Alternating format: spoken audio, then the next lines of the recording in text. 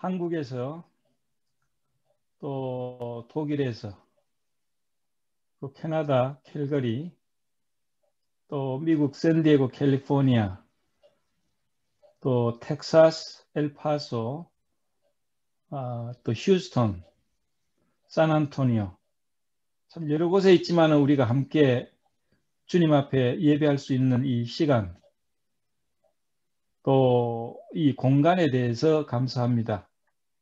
이스라엘 백성들은 광야를 행진하면서 여호와 하나님 앞에 경배했습니다. 하나님은 어떻게 예배할 것인가를 알려주셨어요. 예배를 우리에게 맡겨두시지 않고 너희는 예배를 이렇게 하라. 아주 구체적으로 말씀하시고 예배의 장소를 지시하셨습니다. 성막이었죠. 화려한 천사와 4가지 색깔로 장식한 아름다운 성막입니다.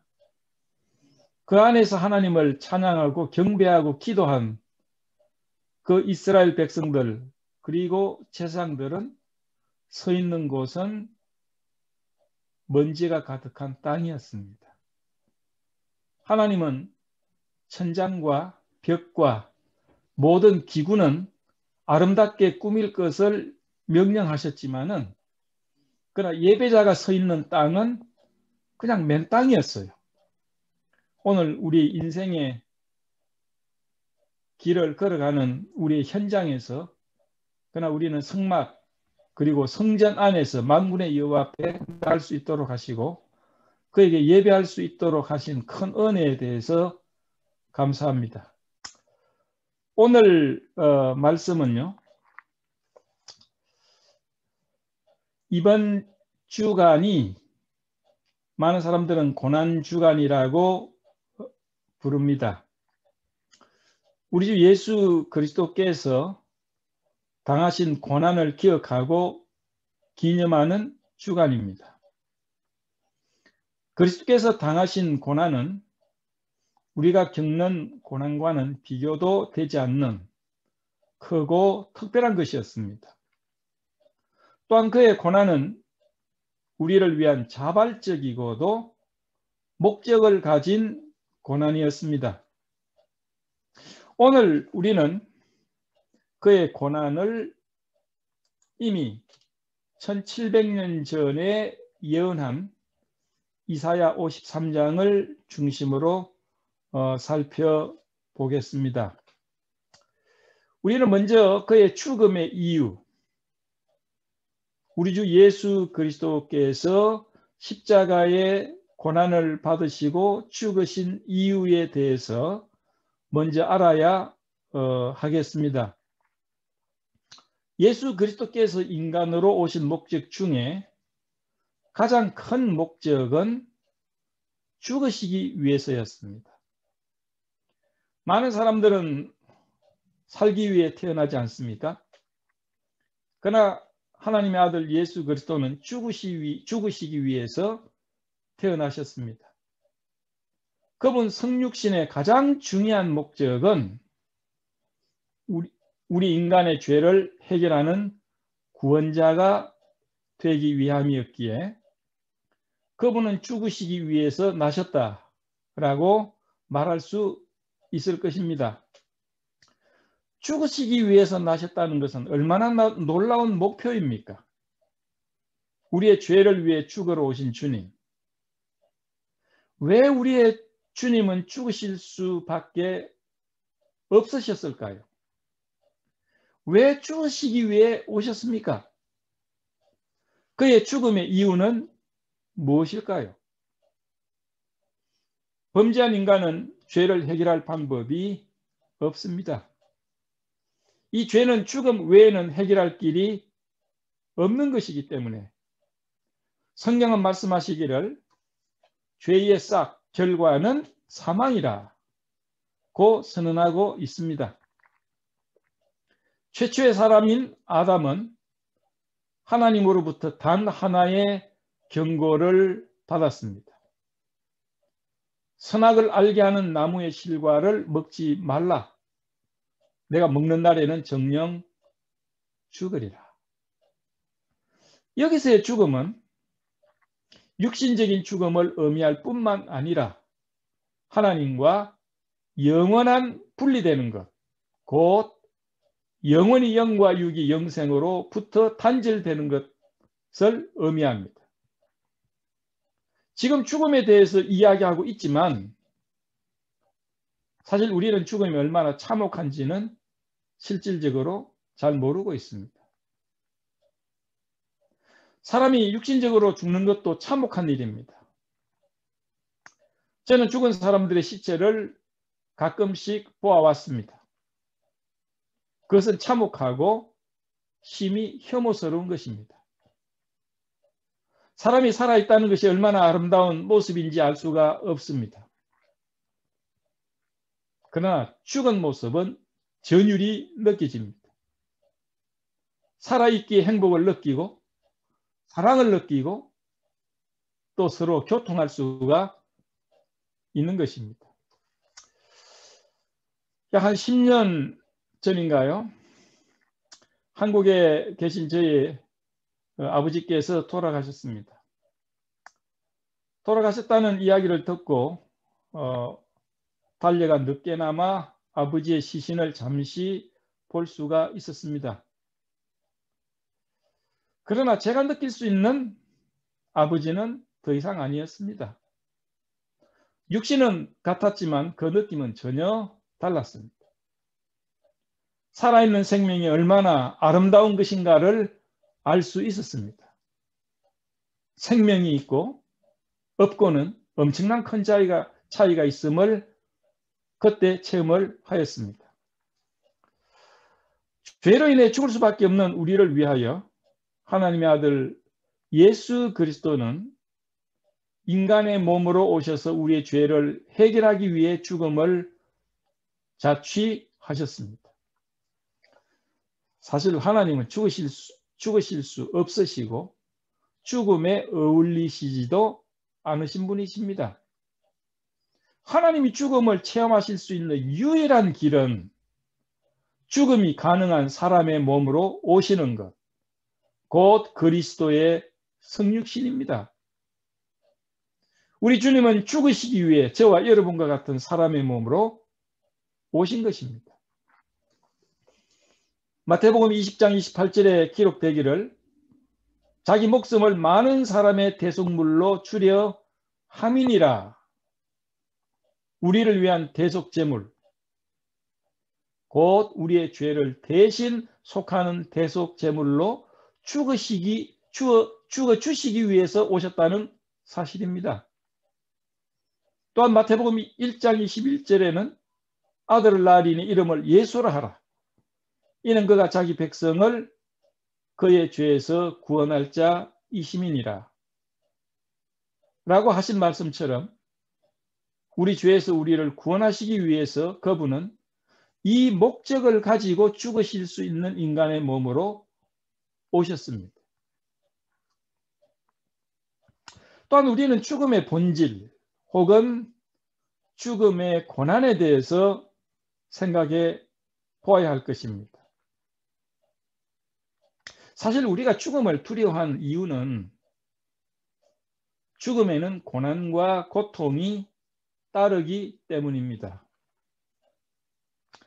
지상에서의 삶의 종말, 곧 죽는 과정 속에는 육신적인 고통이 따릅니다. 몰핀을 투여할 정도로 암 말기에는 상상할 수 없는 고통이 육신 속에 있게 된다고들 합니다. 이런 이유로 이 육신적 고통은 정신적 고통을 또한 수반하게 됩니다. 사람들은 이런 고통이 있기에 죽음을 두려워하는 것입니다. 예수 그리스도는 죽으시기 위해 인간으로 오셔서 인간의 죄를 짊어지는 죽음의 고난을 친히 겪으셨습니다. 주님께서 우리를 위해서 당하신 이 고난은 우리가 생각하였던 것 이상으로 상상할 수 없는 큰 고난이었습니다. 그럼 우리는 예수 그리스도의 이 고난을 구체적으로 말씀을 통해서 살펴보기를 원합니다. 먼저 여러분이 성경을 가지고 계시면 이사야서 53장, 우리가 잘 아는 이사야 53장을 우리가 읽으면서 이런 문제를 살펴보겠습니다. 아마 성경을 읽기 어려운 분들은 조용히 들으시면 되겠습니다. 조금 전에도 말씀드렸지만은 이사야 53장은 주님이 오시기 전 700년 전에 이사야 선지자를 통해서 예언하신 것입니다. 이 예언이 얼마나 정확한 예언인지 우리는 이 성경 본문을 통해서 확인할 수가 있습니다. 이사야 53장 1절에서 3절을 읽겠습니다. 이 본문이 우리에게 주는 의미를 생각하시면 좋겠습니다. 우리의 전한 것을 누가 믿었느냐? 여호와의 팔이 네게 나타났느냐? 그는 주 앞에서 자라나기를 연한 순 같고 마른 땅에서 나온 줄기 같아서 고운 모양도 없고 풍채도 없은즉 우리의 보기에 흠모할 만한 아름다운 것이 없도다. 3절 그는 멸시를 받아서 사람에게 싫어 버린 바 되었으며 난고를 많이 겪었으며 질고를 아는 자라. 마치 사람들에게 얼굴을 가리우고 보지 않음을 받은 자 같아서 멸시를 당하였고 우리도 그를 귀히 여기지 아니하였도다. 예수 그리스도는 전생애를 통해서 고난을 당하신 분이십니다. 사람으로 태어난 그 순간부터 그의 고난은 시작되었습니다. 무한한 하나님께서 시공간을 초월하신 분께서 시공간에 들어오신 그 자체도 일종의 고난이라고 생각을 합니다. 하나님의 아들임에도 불구하고 고독하고 찬 바람이 스며드는 더러운 말구유간에서 나셨습니다. 탄생 후 그분을 죽이려 했던 헤롯을 피해 애굽으로 피난 가시고 다시 나사렛으로 돌아와 그곳에 정착하여서는 먹고 사는 문제에 부딪혔을 것입니다. 아마도 일찍 세상을 떠난 법적 부친인 요셉을 대신하여 가족을 부양하는 삶은 쉬운 문제는 아니었을 것입니다. 30세쯤 되었을 때 하나님의 뜻을 이루기 위해 가족의 품을 떠나고 가족과 분리되어 공생애가 시작이 됩니다. 성령의 이끌림을 받으셨지만 40일간의 금식하시면서 사탄에게 시험도 받으셨습니다. 3년 정도 되는 공생애 동안 수없는 반대자들의 고소와 피파 그리고 인간이 가진 모든 괴로움과 어려움의 연속이었습니다. 생명의 주셨지만은 사람들의 죽음을 목격하시고 친구인 나사로의 죽음에는 눈물을 보이시기도 하셨습니다. 수없는 인간의 슬픔과 불행과 실존적인 고난을 경험하신 것입니다.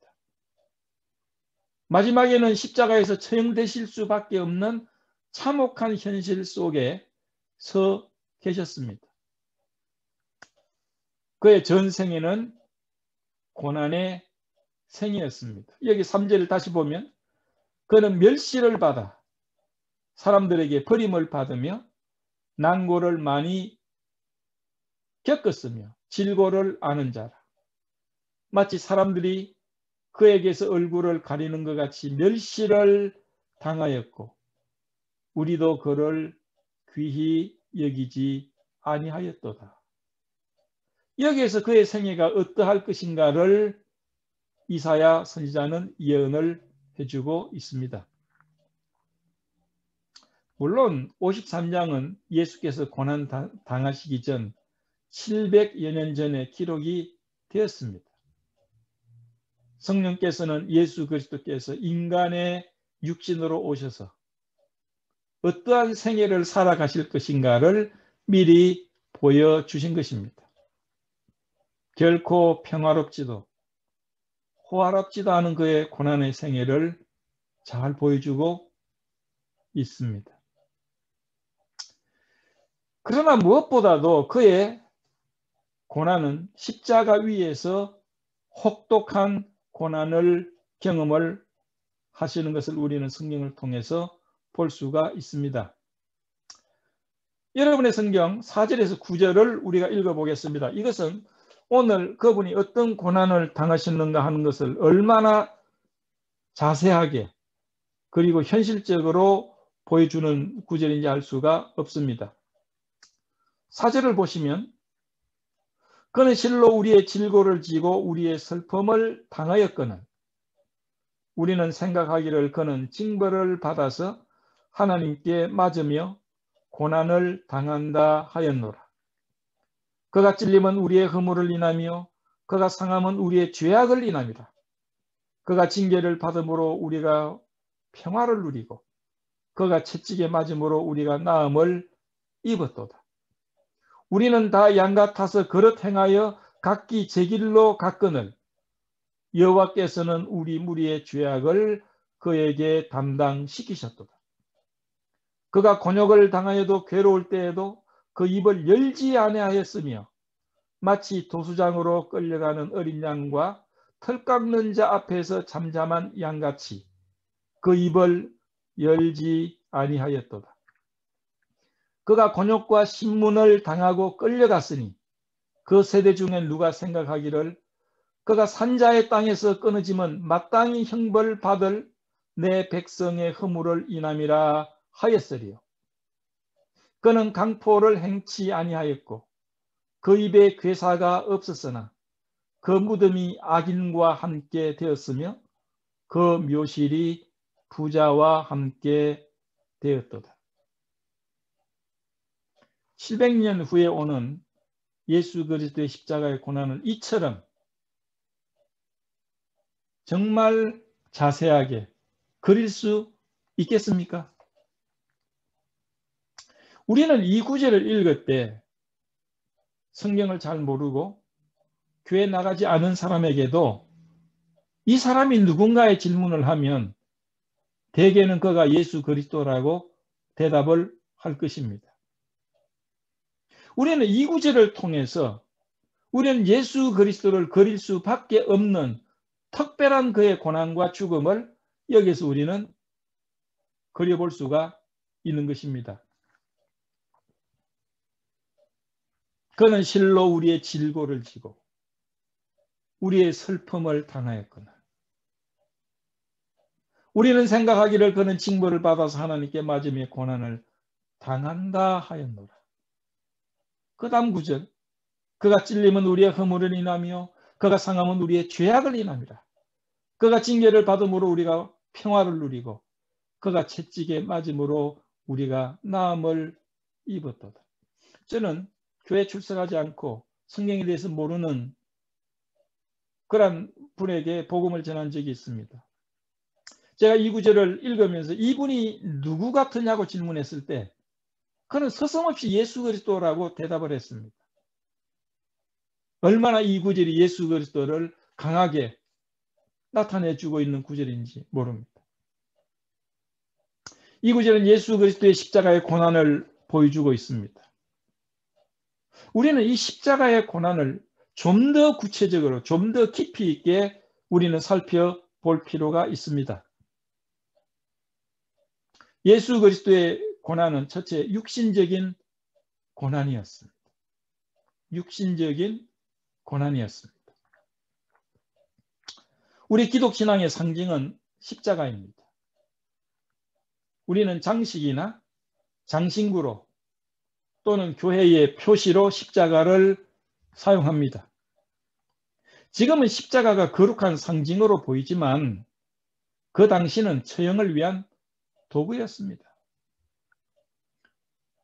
예수님 당시 이전부터 있었던 처형 도구였지만 그러나 로마 시민은 십자가에서 죽는 일이 없었습니다. 십자가의 처형은 주로 노예나 반역자, 신분이 낮은 자, 식민지 반역자들을 십자가에 처형을 했었습니다. 십자가 처형 시 혈액이 서서히 빠지고 기가를 느끼고 열이 나고 굉장한 고통이 영혼과 육신 속에 스며들게 됩니다. 십자가 처형은 보통의 경우 24시간 내지 36시간 동안 살아있어서 서서히 고통을 느끼며 장시간에 걸쳐 잔인하게 죽어가는 것이 특징입니다.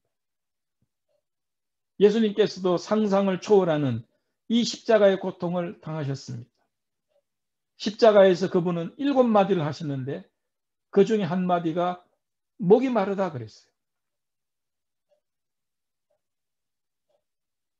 피가 흐르고 깊은 기갈 속에 들어가고 열이 났기 때문에 그분은 목마르다고 하셨습니다.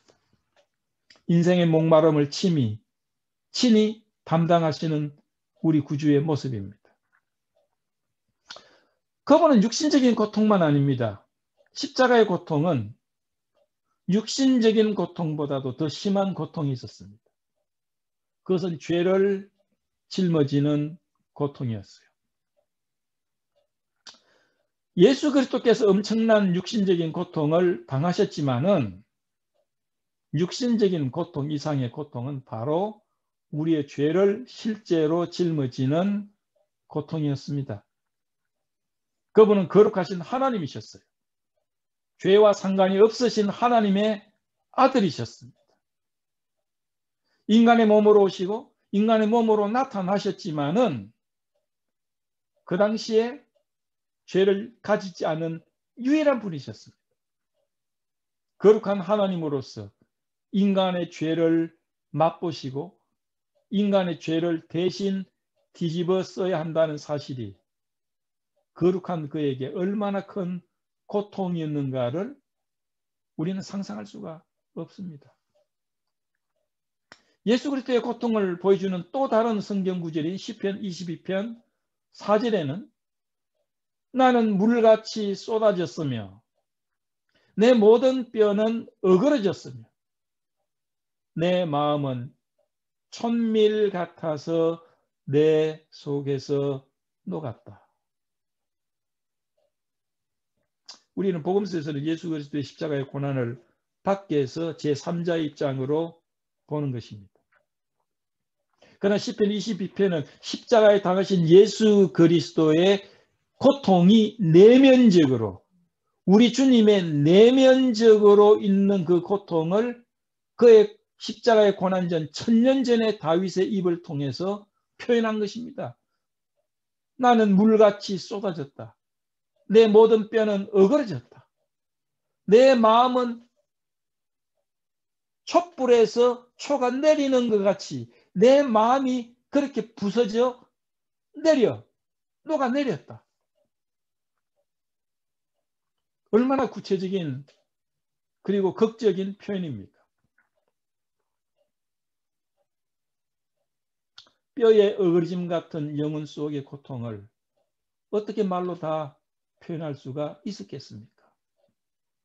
육신의 고통뿐만 아니라 영혼의 고통은 그에게 더 아픔을 당하게 하였을 것입니다. 완전히 거룩하신 하나님께서 그 순간 인간의 죄를 짊어지는 고통과 아픔, 그리고 죄에 대한 혐오감, 순결하고 거룩한 분으로서 인간의 죄를 대신 맛보셔야 했다는 것이 그분에게는 우리가 상상할 수 없는 엄청난 고통이었을 것입니다. 우리는 죄를 먹고 마시는 죄의 덩어리 되었지 않습니까? 오늘도 우리는 죄를 경험하고 죄된 세상을 봅니다. 그런데도 때때로 우리는 죄에 대해서 전율하고 놀라고 혐오합니다. 거룩한 하나님께서 죄를 알지 못하시는 그분께서 인간의 죄를 짊어지시고 죄의 덩어리가 되셔야 한다는 것이 그분에게 얼마나 큰 고통인지는 우리는 측량할 수가 없는 것입니다. 그렇기 때문에 그가 고난을 당하시기 전날 겟세마네 동산에서 마가복음 14장에 보면 심히 놀라시며 슬퍼하사 말씀하시되 내 마음이 심히 고민하여 죽게 되었으니. 여러분 생각해 보십시오. 주님의 고백입니다. 심히 놀라셨어요. 그분의 영원한 생애 속에, 생명 속에 이렇게 놀라본 적이 없을 것입니다. 그리고 이처럼 슬퍼할 수가 없었을 것입니다. 그리고 그는 내 마음이 심히 고민하여 죽게 되었다 라고 하신 이유를 우리는 이해할 수 있습니다.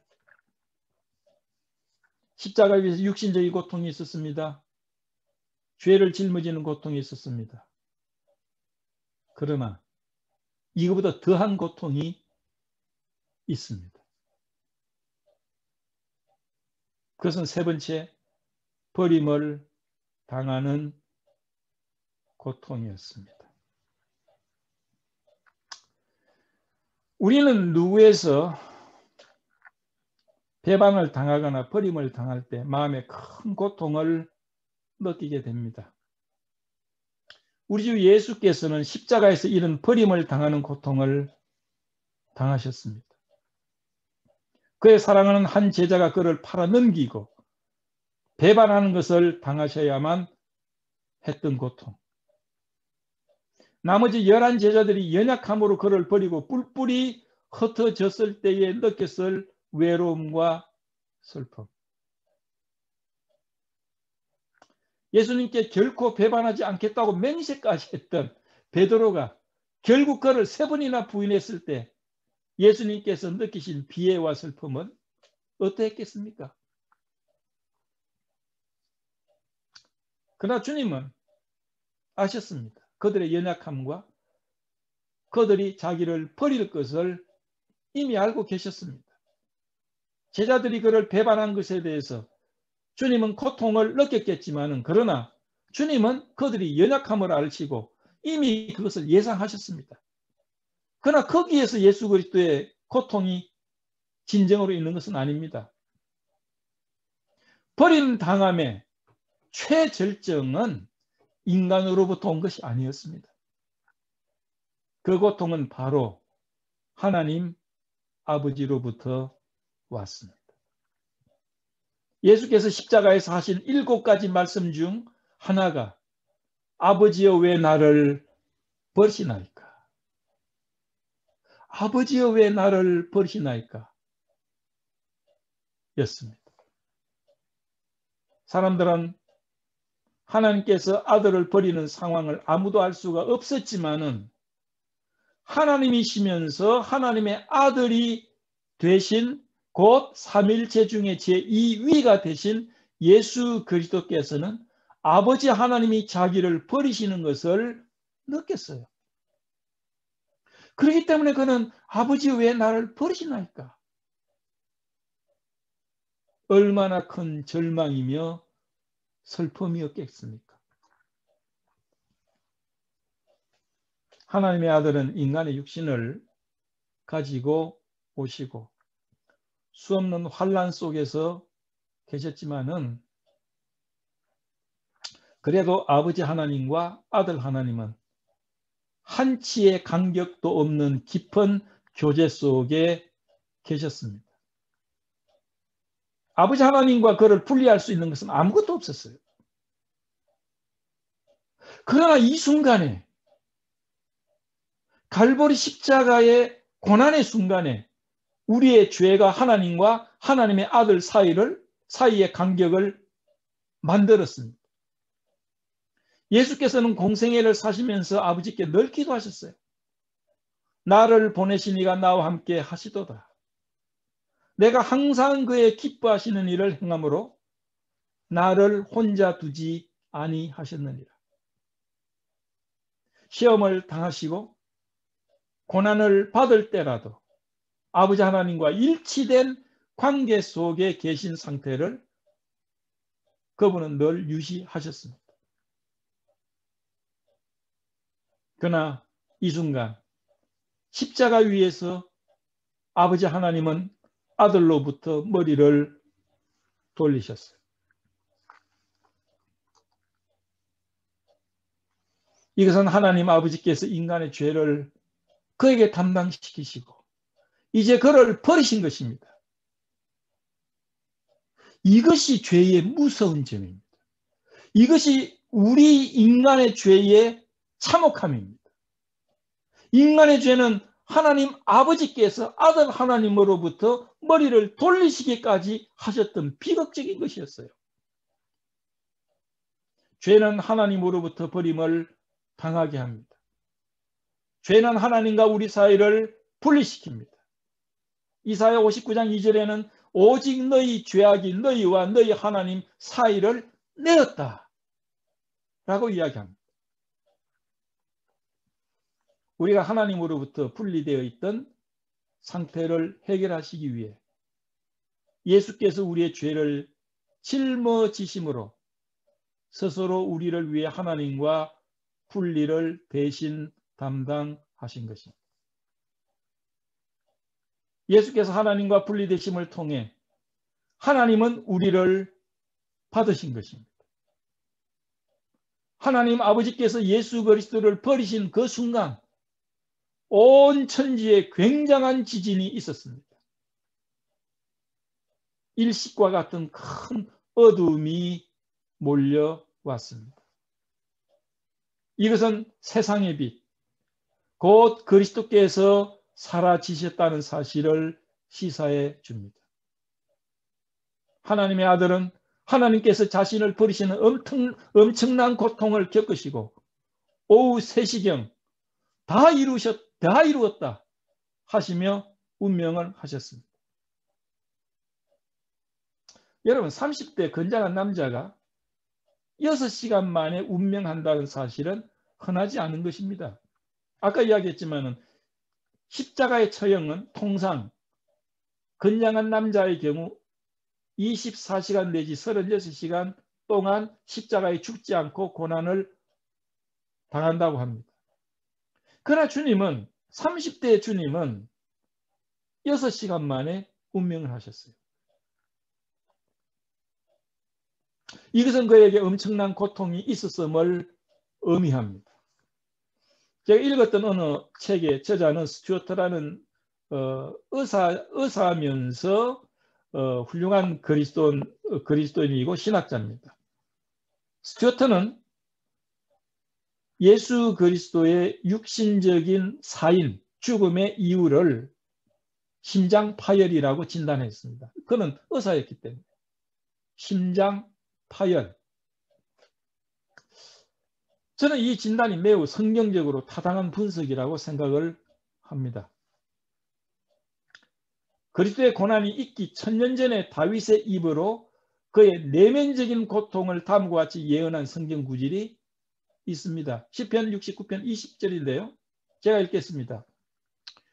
회방이 내 마음을 상하여 근심이 충만하니 긍휼히 여길 자를 바라나 없고 안위할 자를 바라나 찾지 못하였나이다. 얼마나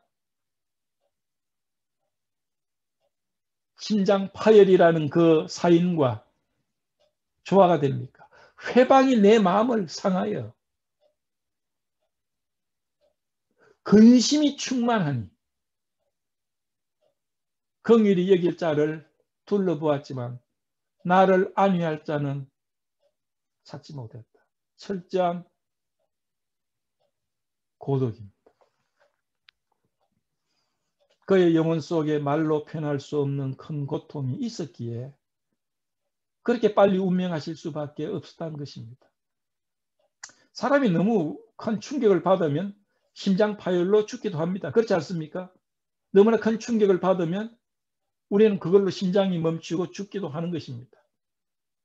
예수께서는 온 세상이 자기를 대적하고 죄를 알지도 못하신 자로 우리의 죄를 삼으시고 죄의 덩어리가 되시며 인간의 모든 죄를 짊어지시고 하나님 아버지로부터까지 버림을 받고 생명의 주께서 죽음을 맛보셨다는 것이 그에게 얼마나 큰 충격이며 고통이었겠습니까? 이것은 우리가 영원히 이해할 수도 없고 느낄 수도 없으며 청량할 수 없는 고통이라고 생각합니다. 이로 인하여 6시간 만에 운명하셨다는 사실로 우리는 그의 고통의 강도를 짐작할 수 있게 합니다. 이런 고통을 아셨기 때문에 우리 주님은 겟세마네 언덕에서 아버지여, 만일 아버지의 뜻이거든 이 잔을 내게서 옮기시옵소서 하고 땀이 땅에 떨어지는 핏방울같이 되도록 고민하면서 기도하셨을 것입니다. 사도신경에 나오는 것처럼 본디오 빌라도에게 고난을 받으사 십자가에 못 박혀 죽으시고 우리는 외면적으로 예수 그리스도의 죽음은 이스라엘 백성들의 고소와 이를 허락한 본디오 빌라도 때문에 로마법에 따라서 예수 그리스도는 십자가에 못 박혀 처형당하신 것이라고 알고 있습니다. 그래서 저는 어릴 때 이 사도신경을 외우면서 본디오 빌라도가 예수 그리스도 우리 주님을 죽였다. 그래서 저는 철천지 원수로 빌라도를 생각을 했습니다. 빌라도는 나의 가장 큰 정오의 대상이었습니다. 물론 예수 그리스도는 십자가의 처형법으로 죽임을 당하신 것이 확실합니다. 인간으로 죽으신 것입니다. 그런데 하나님이시며 생명의 주 대신 우리 주님이 어떻게 죽으실 수 있었을까요? 여러분 그거 생각해 보셨습니까? 육신을 가지신 예수 그리스도가 십자가에 피 흘려 죽는 건 이해갑니다. 그러나 그분은 하나님이셨어요. 하나님이 죽으실 수가 있을까?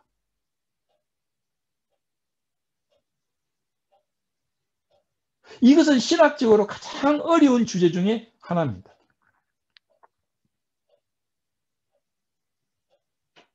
이에 대하여 성경은 놀라운 사실의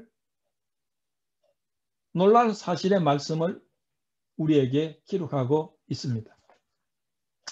여러분 혹시 성경을 가지고 찾아보셔도 좋습니다. 요한복음 10장입니다. 요한복음 10장은 예수 그리스도께서 선한 목자 되신 것을 말해주고 우리는 그의 양이라는 사실을 이야기해 줍니다.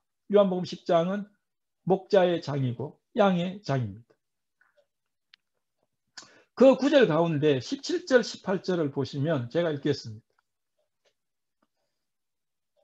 주님은 다음과 같이 말씀하세요.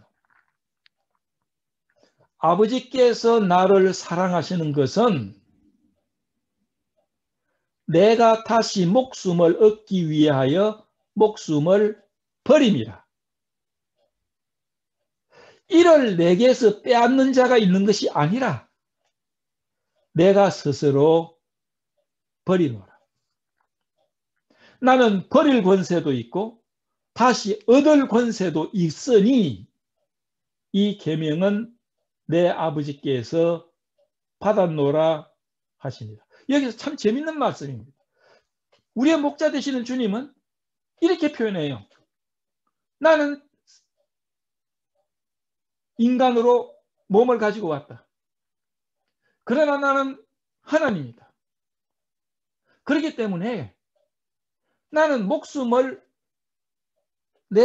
누가 나에게서 목숨을 빼앗는 자가 있는 것이 없다.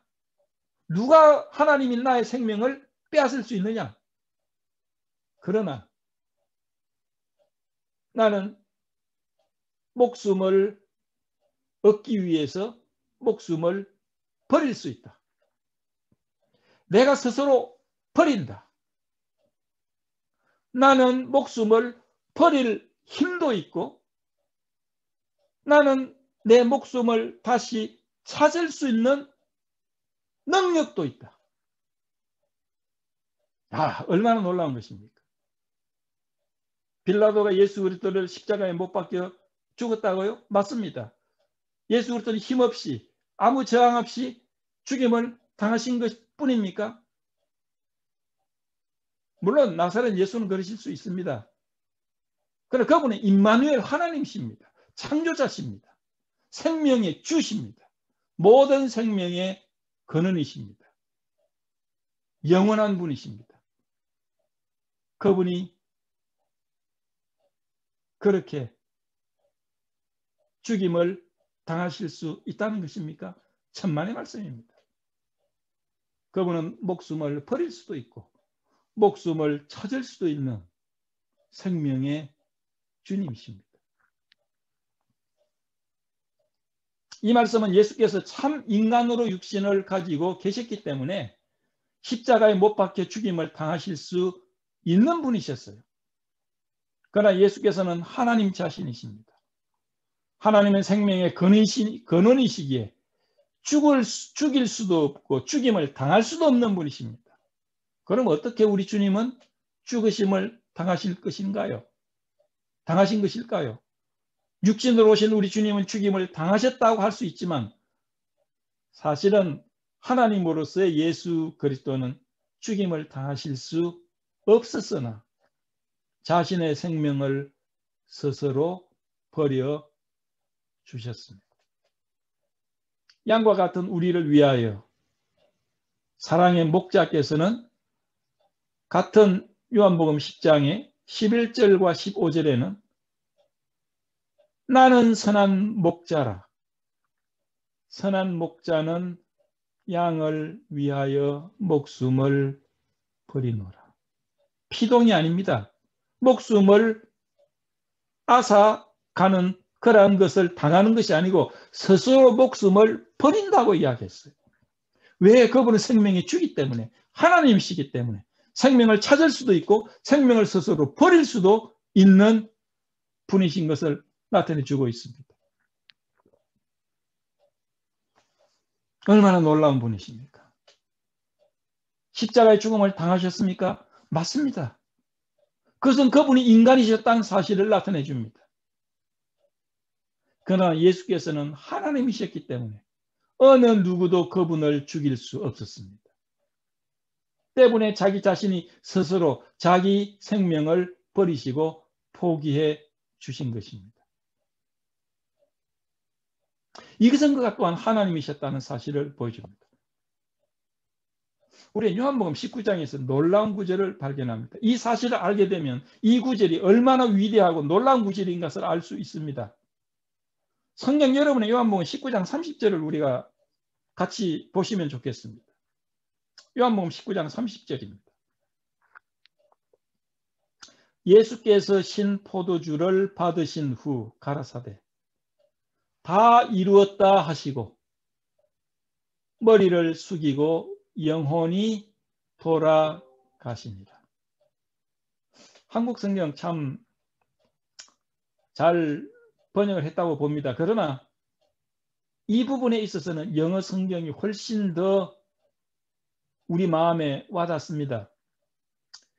영어 성경에 보면 주님이 영원히 돌아가시니라, 육신적으로 죽으셨다는 것이 영원히 돌아가시니라 라는 표현을 영어 성경에는 어떻게 이야기하고 있느냐 하면 He gave up his ghost. He gave up his spirit. 직역을 하면 예수 그리스도는 자기의 영혼을 포기하셨다. gave up, give up. 무엇을 보여줍니까? 이것은 하나님이신 예수께서 그의 의지로 자원하여 스스로 자신의 생명을 버려 주심을 나타내 줍니다. 우리는 이 두 가지가 다 맞는 이야기입니다. 빌라도가 그를 십자가에 못 박혀 죽였다. 맞습니다. 인간 예수 그리스도는 그렇게 되었습니다. 그러나 그건 하나님이셨어요. 그렇기 때문에 자기는 스스로 자기의 영혼을 포기하셨습니다. 그 원어를 보면 그는 자기의 영혼을 옆에 이렇게 위치시켰다. 자기의 영혼을 탁 내려놓았다.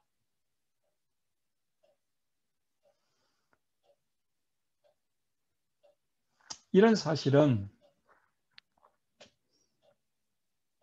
갈라디아 2장 20절에 나오는 구절과 바로 연결이 됩니다. 나를 사랑하사 나를 위하여 자기 몸을 버리신 하나님의 아들을 믿는 믿음 안에서 사는 것이다. 나를 사랑하사 나를 위하여 자기 몸을 버리신 He gave himself for me. 주님은 자기의 몸을 우리를 위해서 포기해 주셨다는 것입니다. 자발적입니다. 에베소서 5장 2절에도 마찬가지입니다. 우리를 위하여 자기를 버리사 스스로 자기의 생명을 버리사 그의 희생이 자발적이며 그의 자유로운 의지적 결정이었음을 알 수가 있습니다. 이런 그의 희생은 사전에 아니 영원전부터 하나님의 계획이었기 때문에 변화산에서 예수께서 예루살렘에 별세하실 것을 말씀하실세 라는 구절이 이를 증명해 줍니다. 이것은 영원 전부터 하나님께서 그러한 인간의 구원을 위해서 계획하신 그 계획이었다는 겁니다.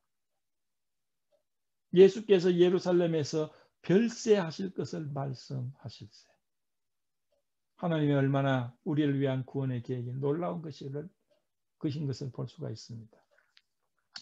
마지막으로 우리는 이러한 고난을 당하신 우리 주님의 고난의 효력, 결과에 대해서 우리가 생각해 보겠습니다.